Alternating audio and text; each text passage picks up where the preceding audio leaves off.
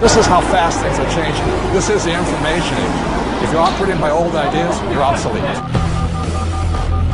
You begin the game by, identifying your dream. I think that's really where it all starts.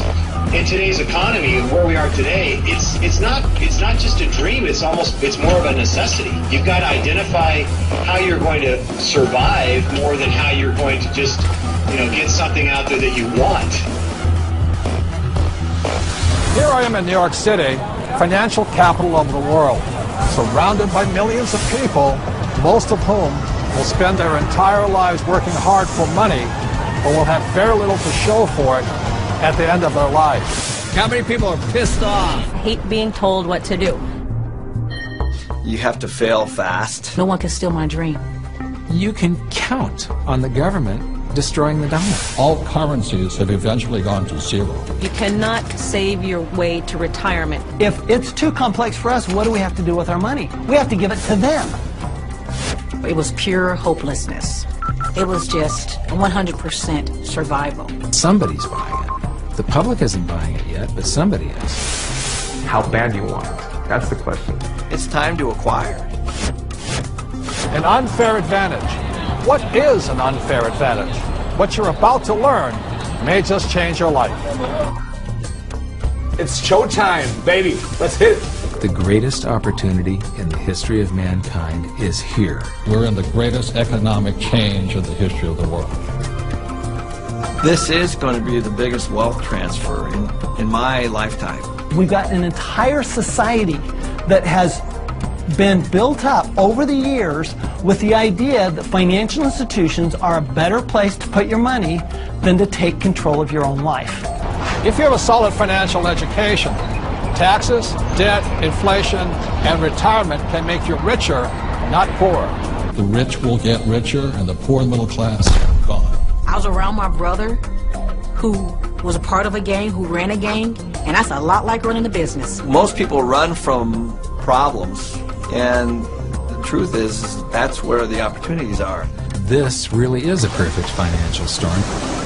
So I am optimistic about the future. It's going to crash. The next big economic boom will not be from the internet or China or India, but will be from empowering women. A big part of success is failing so many times that you learn and learn and learn your lessons. Robert says all the time that if you're not being successful, it's because you're not making enough mistakes. People think that cash is like a safe place to be, a place to park your purchasing power. And I think cash is the worst investment that you can have. And if you follow an economist, you're in trouble. Okay, you want to have barely enough income to survive if you're lucky. Go do 401ks, go do mutual funds, be my guest. This is the best time to talk about this because people have had a shift of context with this economy. To change your financial life often involves changing your mindset. It really is where it starts, is the attitude, it's the mindset, it's the decision that you're going to, take responsibility for your own financial life. Knowledge is money. Show business. When you think about show business, you always think about the show, right? Cameras and movie stars and makeup and glamour. But you never think about the business side of it because we don't have financial education.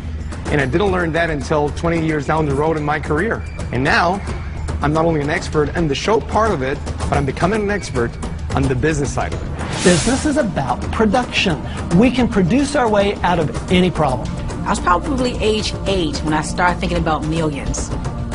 The very, very first step is you've got to select your dream, because taking control of your financial life starts with a dream. There's got to be a bigger purpose than just making money. If you don't have something that is bigger than you, a dream, a huge dream, you're going to quit.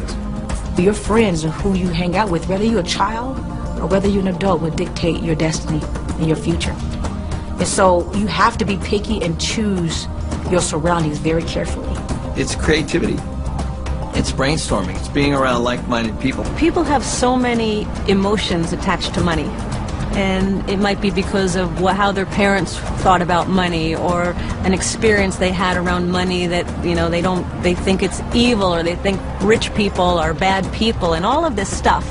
But if you just break it down, money is just a tool to be used in this world. Everybody today uses money, like it or not. The absolutely fastest way to put money in your pocket is to reduce your taxes. Gold and silver have been the safe haven asset for every second of the last 5,000 years. My real estate that we own, you know, through depreciation wipes out most of our taxable income. You know, it just makes so much sense to me, you know, and it's so much easier. I went to war to fight for capitalism. I fought for the freedom for a person like me who had nothing, to work hard, to use my brains, and to build a better life for myself and many other people. The problem isn't capitalism. The problem is laziness. People who expect something for nothing. The problem is greed. People who take more than they give. And the problem is ignorance, an education system that thinks that money is the root of all evil.